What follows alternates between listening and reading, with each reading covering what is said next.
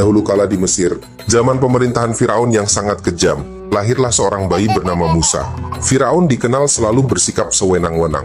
Ia bahkan memperkerjakan kaumnya secara paksa. Firaun sangat takut akan ramalan yang mengatakan bahwa seorang anak laki-laki dari Bani Israel akan menggulingkannya. Untuk mencegah hal itu, ia memerintahkan agar semua bayi laki-laki dari Bani Israel dibunuh. Bunuh semua bayi laki-laki dari Bani Israel. Sejak saat itu, para prajurit Firaun selalu berkeliling ke rumah-rumah kaum Bani Israel dan membunuh semua bayi laki-laki. Keadaan di Mesir berubah menjadi menakutkan. Setelah Musa lahir, ibunya khawatir dan gelisah. Ia takut para bala tentara Firaun akan membunuh anak lelakinya jika Firaun mengetahui perihal putranya yang baru saja lahir. Ya Allah, bagaimana aku bisa melindungi anakku? Allah memberi ibunya Nabi Musa sebuah ilham untuk menghanyutkan Musa ke sungai. Muara sungai tempat Musa dihanyutkan ternyata sampai di istana Raja Firaun. Keranjang itu ditemukan oleh Asia, istri Firaun.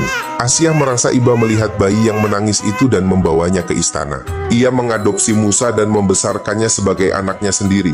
Musa dibesarkan di istana Firaun seperti seorang pangeran, meskipun ia berasal dari Bani Israel. Ketika Musa tumbuh dewasa, ia melihat penderitaan yang dialami oleh bangsanya. Firaun memperlakukan mereka dengan sangat buruk, memaksa mereka bekerja keras dan seringkali menyakiti mereka. Suatu hari, Musa melihat seorang penjaga Mesir yang sedang memukul seorang budak Bani Israel, dan dalam kemarahan, Musa membunuh penjaga tersebut. Ketakutan melanda hati Musa. Kemudian Musa melarikan diri dari kota Mesir seorang diri, tanpa ada bantuan selain dari Allah. Musa terus berjalan hingga tiba di daerah Madian di selatan Palestina. Dan di sana ia bertemu Nabi Syuaib. Nabi Musa menceritakan semua yang dialaminya. Sejak saat itu, dia tinggal bersama Nabi Syuaib sambil membantu mengembalakan ternak. Tidak terasa, 10 tahun telah berlalu. Nabi Syuaib merasa bahwa Nabi Musa adalah lelaki yang baik, dan kemudian menikahkan putrinya Syafura dengan Nabi Musa. Suatu hari, Nabi Musa tiba-tiba rindu pada Mesir. Dia ingin sekali pulang ke kampung halamannya, terutama karena kabar tentang penindasan Firaun dan bala tentaranya semakin meningkat. Nabi Musa pun memohon izin kepada Nabi Syuaib untuk pergi ke Mesir bersama istrinya. Perjalanan menuju Mesir sangat jauh dan berat. Hari sudah gelap ketika Nabi Musa tiba di Bukit Sinai. Malam itu begitu dingin, dan Nabi Musa melihat seberkas cahaya. Dia meminta istrinya menunggu, sementara dirinya pergi sebentar untuk mengambil api tersebut. Ketika Nabi Musa sampai ke tempat api itu, terdengar suara seruan kepadanya. Datang dari sebatang pohon kayu di pinggir lembah yang sebelah kanannya, pada tempat yang diberkahi Allah. Ya Musa, sesungguhnya aku adalah Allah, Tuhan semesta alam. Allahu Akbar. Allah mengangkat Nabi Musa menjadi nabi untuk menyadarkan Firaun dan mengajaknya beriman kepada Allah. Pada malam itu Nabi Musa bicara secara langsung dengan Allah. Allah bertanya kepada Nabi Musa, "Apakah itu yang engkau pegang dengan tangan kananmu, hai Musa?" Nabi Musa menjawab, "Ini adalah tongkatku ya Allah." Allah memerintahkan Nabi Musa agar meletakkan tongkat itu di atas tanah.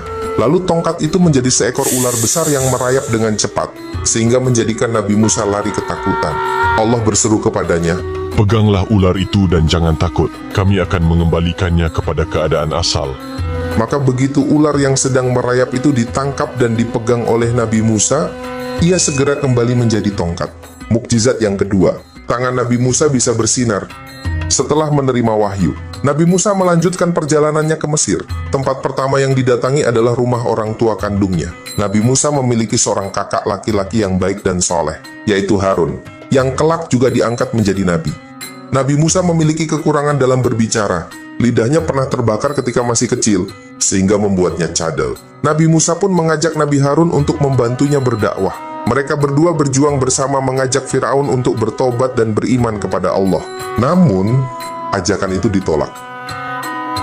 Aku memiliki ahli sihir terhebat. Buktikan jika engkau memang utusan Tuhan.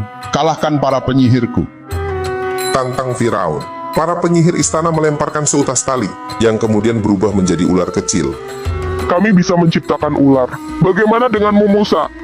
Allah berfirman meminta Nabi Musa untuk melemparkan tongkat miliknya. Nabi Musa pun melemparkannya, dan atas izin Allah, tongkat itu berubah menjadi ular raksasa yang kemudian menelan ular kecil itu. Firaun sudah melihat mukjizat Nabi Musa, tapi dia tetap tidak mau mengakui dan mengatakan bahwa itu hanyalah sihir. Jika engkau benar-benar utusan Tuhan, berikan aku bukti lagi. Tantang Firaun. Nabi Musa kemudian mengeluarkan tangannya dari saku, dan tangan itu memancarkan cahaya yang sangat menyilaukan mata, membuat Firaun dan pasukannya tidak bisa membuka mata mereka.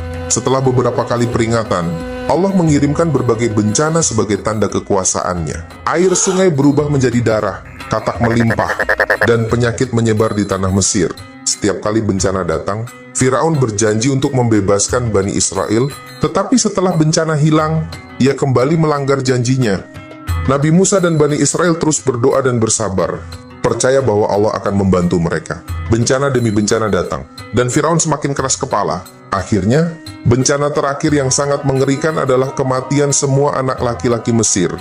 Setelah bencana terakhir, Firaun akhirnya mengizinkan Bani Israel pergi. Nabi Musa memimpin mereka keluar dari Mesir dengan penuh kebahagiaan. Tetapi Firaun berubah pikiran dan mengejar mereka dengan pasukannya. Bani Israel tiba di tepi Laut Merah dan merasa putus asa. Melihat pasukan Firaun mendekat, dalam keadaan panik, mereka mulai meragukan Allah. Namun, Allah memerintahkan Nabi Musa untuk mengangkat tongkatnya dan memukul laut. Dengan izin Allah, laut terbelah. Dan Bani Israel melihat jalan kering di tengah laut. Mereka menyeberangi laut dengan aman, dipenuhi rasa takjub dan iman yang kuat. Firaun dan pasukannya mengejar Bani Israel, memasuki jalan yang sama di Laut Merah. Ketika Nabi Musa dan umatnya telah menyeberangi laut, Allah memerintahkan Nabi Musa untuk mengangkat tongkatnya kembali. Air laut kembali bersatu, menenggelamkan Firaun dan seluruh pasukannya. Dalam momen terakhir, Firaun menyadari kesalahannya, tetapi sudah terlambat. Ia ditenggelamkan dalam laut, dan ini menjadi pelajaran bagi seluruh umat manusia. Setelah menyeberang, Bani Israel berada di padang gurun. Mereka diberikan makanan berupa mana dan kuil oleh Allah. Namun, mereka mulai meragukan dan meminta Nabi Musa untuk menyembah patung karena merasa bosan. Nabi Musa sangat marah dan pergi ke Gunung Sinai untuk menerima wahyu dari Allah. Di sana, Allah memberikan Taurat kepada Nabi Musa sebagai petunjuk hidup bagi Bani Israel. Nabi Musa kembali dan menyampaikan wahyu tersebut kepada umatnya. Ia mengajarkan mereka tentang keesaan Allah dan bagaimana cara hidup yang baik. Selama 40 tahun di padang gurun, Bani Israel menghadapi banyak ujian. Mereka sering meragukan kekuasaan Allah dan kembali kepada perilaku lama mereka. Nabi Musa terus membimbing mereka dan mengingatkan akan pentingnya iman dan ketaatan kepada Allah. Ia berdoa kepada Allah untuk meminta petunjuk dan perlindungan bagi umatnya. Akhirnya, Allah memerintahkan Nabi Musa untuk memimpin umatnya memasuki tanah yang dijanjikan. Meskipun Nabi Musa tidak diizinkan masuk ke dalam tanah itu, ia telah menjalankan tugasnya dengan sepenuh hati. Nabi Musa tidak hanya menjadi pemimpin, tetapi juga seorang guru yang mengajarkan nilai-nilai kebaikan dan keadilan. Ia sabar menghadapi berbagai tantangan dan tetap berusaha menjaga persatuan di antara Bani Israel.